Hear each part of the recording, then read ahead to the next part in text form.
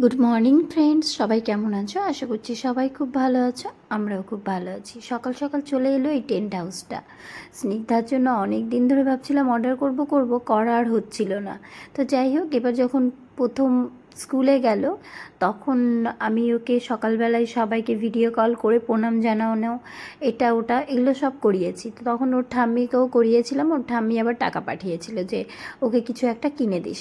তো সেটাই ভাবলাম কি করব কি কিনবো, তো এটাই কিনে দিলাম। অনেক দিন ধরে বায়নাও করছিল। তারপর মেয়ে শুরু করে দিল এক্সারসাইজ সকালবেলার। তারপরে আর ভিডিও শ্যুট করা হয়নি। একদম বিকেলবেলা মানে 6টার সময় পার্কে পৌঁছেছিলাম। কারণ হচ্ছে গিয়ে তার বান্ধবী পার্কে গেছে, আর তার বান্ধবীর মা আমাকে ফোন করে বললো চল তাহলে আজকে পার্কে আসি। তারপর হচ্ছে কি ভাবলাম চলো নিয়ে যাই। এদিকে দেখো মেয়ে বলছে মাথা খারাপ। হেঁটে হেঁটে হেঁটে হেঁটে মাথা খারাপ না, আপনি এদিকে এদিকে হাঁটো। আচ্ছা আমি নিয়ে যাচ্ছি, ধরো ধরো যা, আমি নিয়ে যাচ্ছি, ধরো। পার্কে গিয়েও ঠিক সেরকম ভিডিও করা হয়নি, কারণ হচ্ছে ওই একই পার্কে কত আর ভিডিও করে তোমাদের সাথে শেয়ার করব। স্নিগ্ধাকে এই যে জাম্পিংয়ে তুলে দিয়েছে তার আন্টি আর আঙ্কেল, কিন্তু স্নিগ্ধা তো কোনো মতেই আন্টির হাত ছাড়বে না। তারপর হচ্ছে গিয়ে আমি গিয়ে ওর হাতটা ধরলাম, যে ও যে একা একা অন্য বাচ্চারা যেরকম খেলে ও খেলবে না। ও প্রচণ্ড ভয় পায় সব কিছুতে, এমনকি ওখানে একটা ডলফিন আছে ফোয়ারা, সেটা দেখেও ওর প্রচণ্ড ভয়। ওই যে রাস্তা মানে যখন পার্কে ঢুকলো আপনারা শুনতে পেলেন যে ও বলছে মাথা খারাপ, হেঁটে হেঁটে যাবে, ওর এত ভয় লাগছে তাও। তো এরকম একটা ব্যাপার স্নিগ্ধার। তো এই ছিল আজকে পার্কের ভিডিও। তারপরে তো একটু ট্রেনে ওঠা হয়েছিল। চলো তারাপীঠ যাচ্ছি, চলো চলো চলো তাড়াতাড়ি আসো, চলে এসো, কাম কাম। পাপড়ি তারাপীঠ নিয়ে যাচ্ছে বাচ্চাদেরকে। আমরা এখন তারাপীঠ যাব। যাও ঢোকো, ঢোকো ঢোকো ট্রেনে। খুব ভয় পেয়ে গেছে তো, ও একা উঠবেই না। ও একা উঠবে না, ভয় পেয়ে গেছে। না রে, ও হচ্ছে গিয়ে একটু বললাম না বেশি সেফটি। আমার ওটাতে উঠবো নাকি? আমরা একটাতে বসি, ওরা একটাতে বসুক, তিনজনে। শ্রীকে আমাদের কাছে নিয়ে নাও, শ্রী বাবা যাও, দাদা যাও। তাহলে হবে কি করে, তুমি যদি চিন্তা করে বসো। আমরা তুমি এটাতে বসে গেল। চলো তাহলে পিছনটাতে বসি। দেখে দেখে যার জন্য ও তোমাকে মিস করছে। ও আমি তুমি আসতে পারবে, চলো চলো এই দিন চলো। কোলে নিয়ে নিতে হবে, কোলে নিয়ে কোলে নিয়ে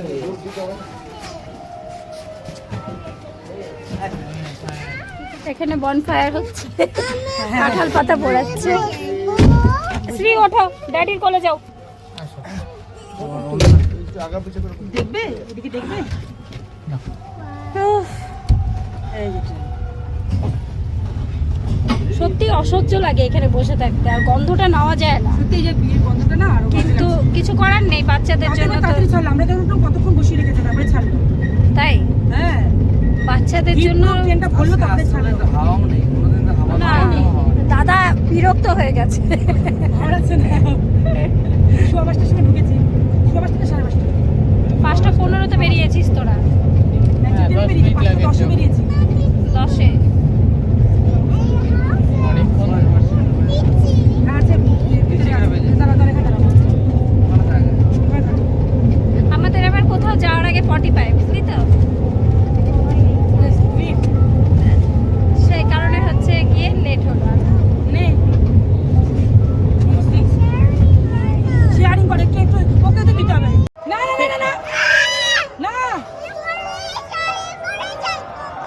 ওই যে এটাতে বস। পড়বে না।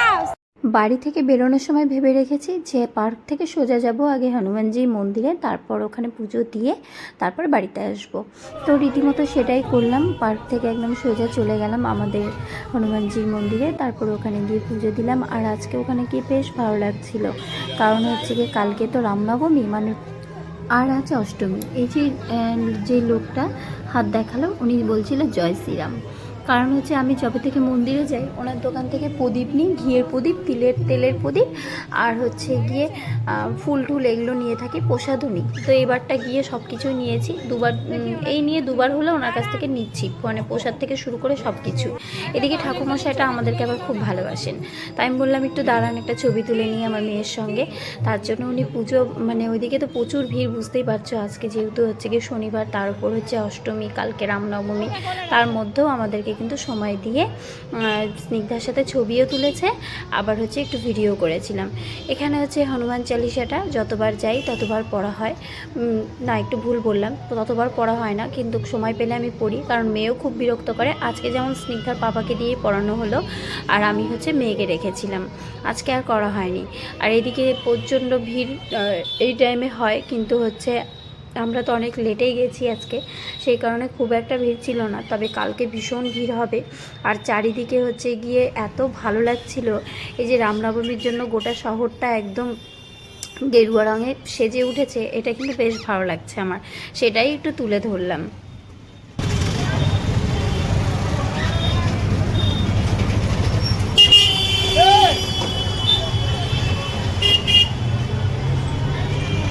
শনিবার মনে হচ্ছে, আজকে শনিবার মনে হচ্ছে, আজকে শনিবার, কালকে রামনবমী, 14 সেলের মার্কেট চলছে, শনিবারটাকে শনিবার আর মনে হচ্ছে না, বেশ ভালো লাগছে।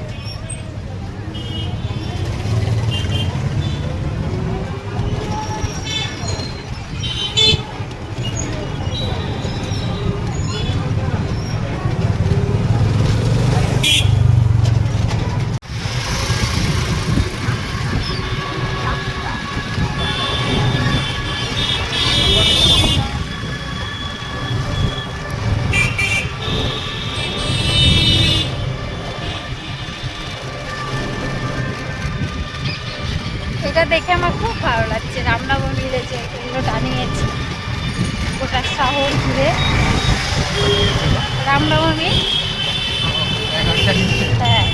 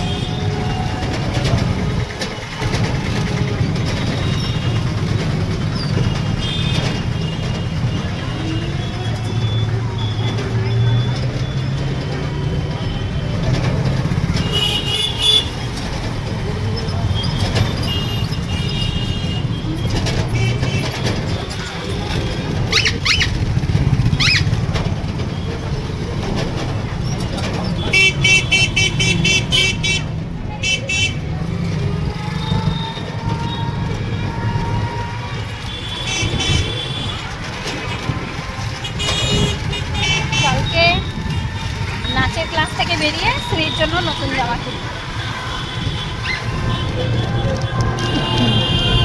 খুশি? ওলে ওলে ওলে ওলে ওলে।